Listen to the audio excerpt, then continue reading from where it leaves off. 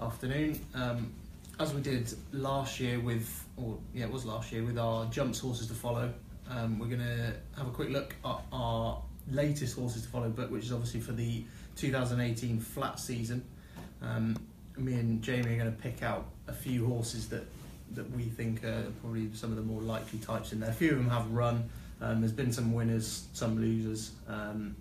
Hopefully there'll be some good winners in there overall, and hopefully we'll pick out a few decent price winners across the season. I'm going to pick three. Do you want me to go first, or do you want to do your three? We'll do them in alternate. Okay, I'll go first. I'll do first, and then you can do one.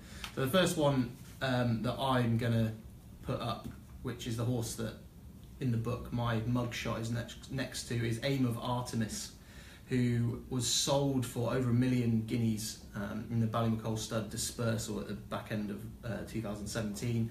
She was trained by Sir Michael Stout, but she's now trained by John Gosden and owned by Godolphin. Now, the thing with her, the thing that's probably most impressive about her going forward is the fact that she was able to win over 7 furlongs as a 2-year-old, because she is bred to coming to her own over middle distances as a 3 and probably a 4-year-old as well, as many of the Ballymacole Stud bred horses were.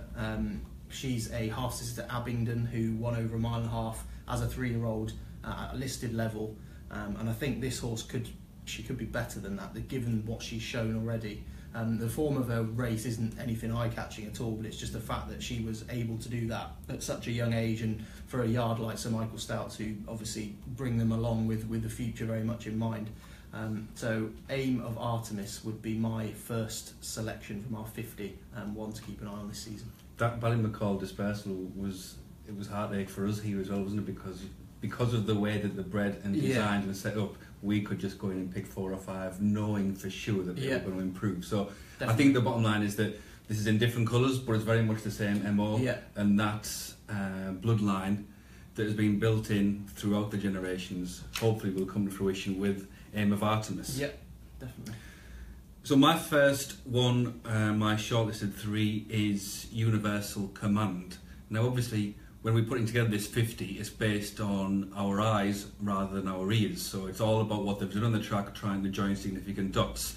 Well, sometimes you can't help but be drawn in by what you hear. And about this time 2 years ago, in late April, everyone heard that UAE Prince was the next sort of monster from Newmarket, trained by Roger Varian. And this time 2 years ago, he went to Leicester, which was thought to be a cakewalk for him in a Leicester maiden. He finished 3rd, which was staggering to everyone who'd heard about this Pegasus that was at Newmarket. But he finished 3rd behind 2 horses who showed that actually it was fair and square that he was beaten. Second was Ulysses, who ended up rated 130 with Timeform. And in first place was a horse called Imperial Aviator. And the reason why we're linking Imperial Aviator with Universal Command is that Imperial Aviator is the half-brother to Universal Command, and trained by the same master trainer, Roger Charlton. Had the same 2-year-old setup, 3 late runs in maidens. Universal Command finished 4th, the best of those runs at Kempton on his final start, ridden by a claimer, and for all the world looked like he might be a carbon copy of Imperial Aviator for going up in trip and up in the ratings as he gets into his 3-year-old season. So a really good link in there with Imperial Aviator for what might happen with this Universal Command. Only a mark of 74. That looks really lenient on his form already, never mind what he's going to do when he's upped in trip. So lots of reasons to think that Universal Command is not just going to improve in the short term, but the longer term as well, and that's what you're looking for in a horse to follow for the season. Yeah, speaking of lenient marks, the horse behind Universal Command in the book is in the book order is called Stream Song. She's a 3-year-old filly, trained by John Gosden, as my first selection was. Now she has got an opening BHA mark of 83, which it just looks absolutely crazy when you look at how the form of her maiden win has worked out. Now I'm guessing it's been factored in that was her 3rd run, and perhaps the handicap has not taken as big a notice of it as he should have done. But she's got that mark of 83. At first we were thinking, well, Gosden's probably just going to put her straight in an Oaks trial or something like that. He's not even going to bother with the handicap route, given that she is a sister to Journey, who was obviously a Group 1 winner, Group 1 winning staying mare. But she is entered in a handicap at Windsor on Monday off 83, which is incredibly lenient. She just looks, she does line up for that race. She's currently got a jockey book, so it looks at this stage like she might well line up there. I think she'll be obviously incredibly, yeah, she'll be a very short price, but she should be incredibly hard to beat. I wouldn't be backing her for that, but I might be more interested in her after that for a proper group race, because the form of that Newmarket win entitles her to have group aspirations this season, very much so, because she beat Shaker Raker in second, who is trained by Roger Varing. She won yesterday in good style at Newmarket at the Craven meeting. There was another winner, a Godolphin horse, back in third, that's already come out and won a listed race at the back end of last season. So that form entitles her to be very, very well treated of 83, and also means that she should be contesting and winning listed in group races later on this season. And obviously her pedigree is a pedigree that is probably going to train on and get better in time. Journey was a horse that progressed throughout her 3 and 4 year old season and eventually won a Group 1. So Stream Song is my second horse. My second horse is called Dark Pearl. Now, no horse in Britain can win a 2-mile handicap without the Melbourne Cup being mentioned at some stage. That's just the way it is. That's just the way that the Australian horses are being sourced these days, and the clamour to get European blood, staying blood down there.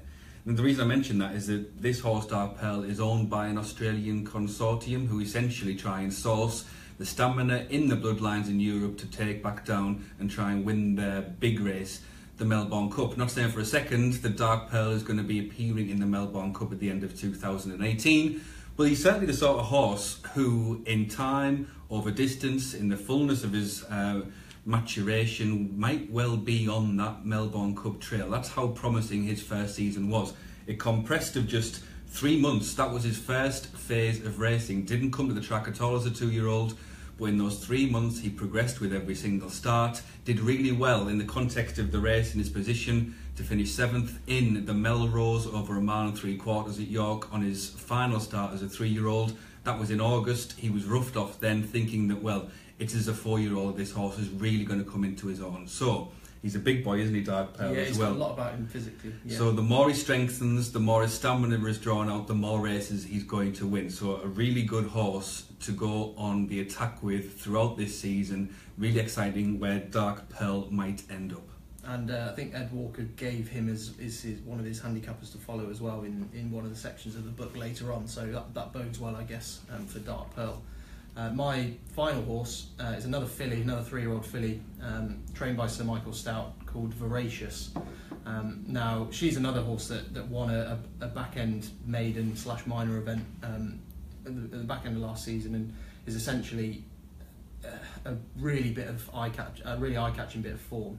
Winter Lightning, who was second, beaten 4 lengths by Voracious, really comprehensively beaten. She's gone over to Dubai, won a race over there, then won the UAE 1000 Guineas in good style. She did come up short in the UAE Oaks after that, but she's still gone on, improved, and already franked that form. And given she was smashed basically by 4 lengths quite easily, you know, this Voracious has got to be interesting this season. They've got some lofty entries with her. She's entered in the Guineas and the Oaks. I don't know whether the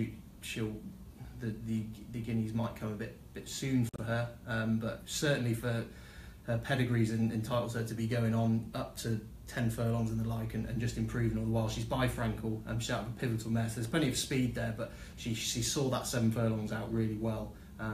So I just think that she's going to be one to follow this season at around 1 mile, maybe up to 10 furlongs. And I'm going to jump off the exact same sort of MO with Contingent, going over to Ireland for this final horse to follow from this section. She likewise is by Frankel. When you think of Frankel's stock so far, you can see how much stamina he's injecting into them. Cracksman just got better and better and stronger the more that his stamina was tested, and he's obviously the paradigm for all those Frankels so far. But Contingent was brilliant on a first start. At the back end of last year, it was in a mile maiden at Leopardstown. She dealt with 18 rivals really clinically. She looked good beforehand. Our racecourse reporter noted that over in Ireland, Billy. She looked good in the race, and the time suggests she's every bit as good as she looked. The second has already come out and won this year, and she's got all those right entries that you want to see about a filly who you get the impression that Dermot Weld thinks every bit as much of her as we do. So, Contingent for Frankel. All roads are probably leading to Epsom. She's from a staying Card Abdullah family, and she's got the right entries, and she looked so good on her debut at Leopardstown at the end of last year that you'd have to think and hope that she's going to be a group filly in the making. So, Contingent to add to Frankel's Voracious, yeah. Voracious, yeah. For 2 big Frankels to round it off. Yep. Okay, and as well as the 50 and the 10 Irish horses, obviously as normal, as with the Jumps edition, we've got the Talking to the Trainers, Rising Stars, including the trainers and jockeys to follow, who maybe are ones to watch out for this season. We've got some anti-post bets in there as well, and a few other things, some stuff on sires. So it's well worth getting a copy. It's $9.95, and you can get it from Timeform.com and I believe Amazon as well. And if you buy this for one reason, then it's probably going to see Martin Dixon with a full head of hair on page 9. So it's worth the entry fee alone just to see Martin with a full thatch.